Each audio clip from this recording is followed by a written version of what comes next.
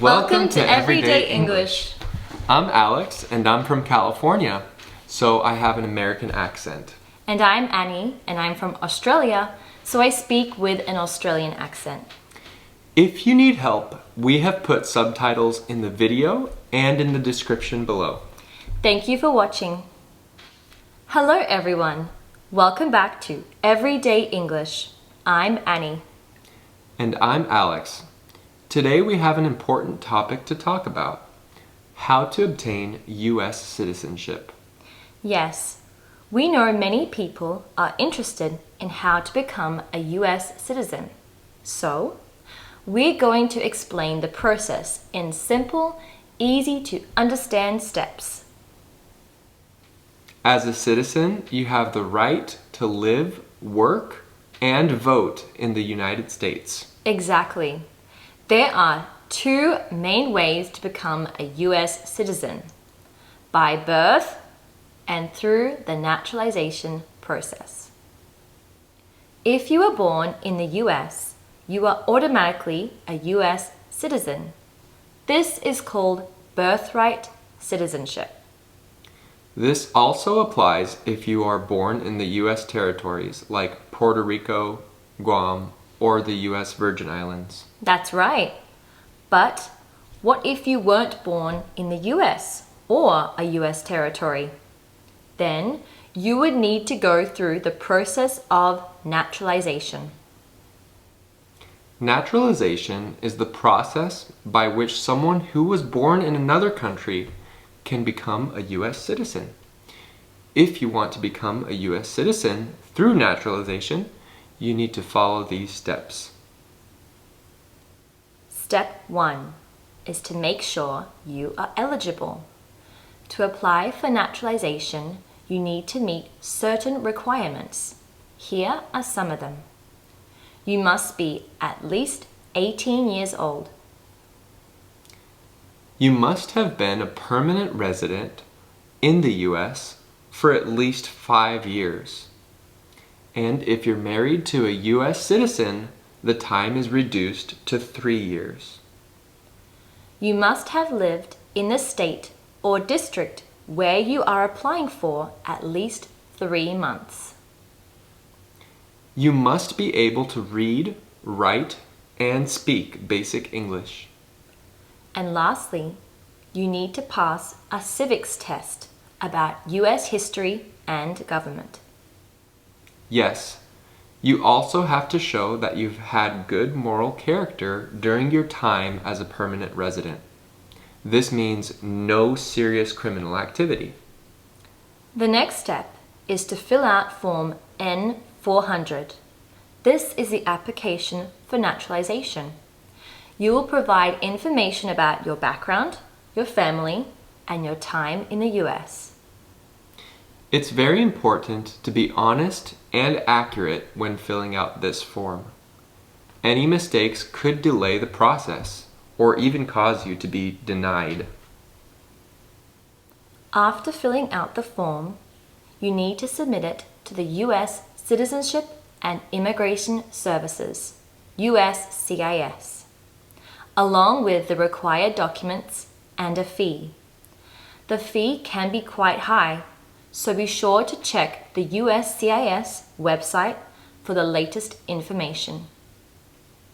The USCIS will send you a receipt once they receive your application, and they will schedule your biometrics appointment. This is where you will go to have your fingerprints taken. This is part of the background check to make sure you don't have any criminal history or security concerns. Next, you will have an interview with a USCIS officer. The officer will ask you questions about your application and test your knowledge of English and U.S. history.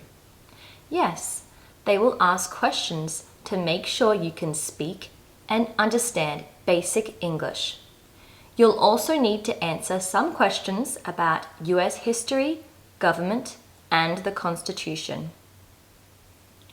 So after the interview, USCIS will decide whether to approve or deny your application. If they approve it, you'll be invited to take the oath of allegiance. The last step is to take the oath of allegiance to the United States. This is a ceremony where you swear to be loyal to the U.S. and to follow its laws. Once you take the oath, you will officially be a U.S. citizen. Let's pretend you're getting your USCIS citizenship interview. Good morning. Please have a seat. Good morning. Thank you. I'm going to ask you a few questions to check your English skills and your knowledge of U.S. history and government. Are you ready? Yes, I'm ready. Great. First, please listen carefully. Please write this sentence on the line in front of you and then read it out loud. The rabbit ran down the hole.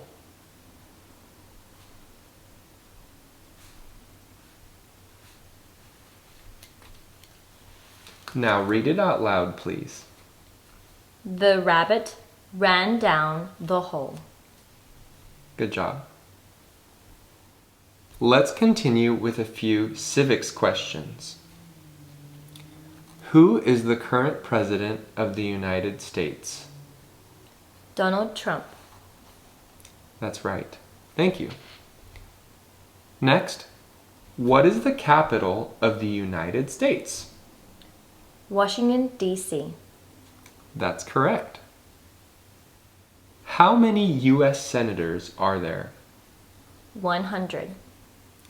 That's correct. You're doing very well. What do we celebrate on the 4th of July? Independence Day. That's right. You did a great job. That's all for now. Thank you. So that's the process. Becoming a U.S. citizen can take time, but it's a very important and rewarding step. Yes, it gives you many rights and responsibilities, like the ability to vote and run for office, along with the protection of U.S. law. We hope this helps you understand the basics of becoming a U.S. citizen. If you have any questions, feel free to leave them in the comments below. We'll be happy to help. And don't forget, we upload 3 times a week, so please hit the bell icon so you don't miss any of our videos. Thanks for watching. Practice every day. Speak with confidence.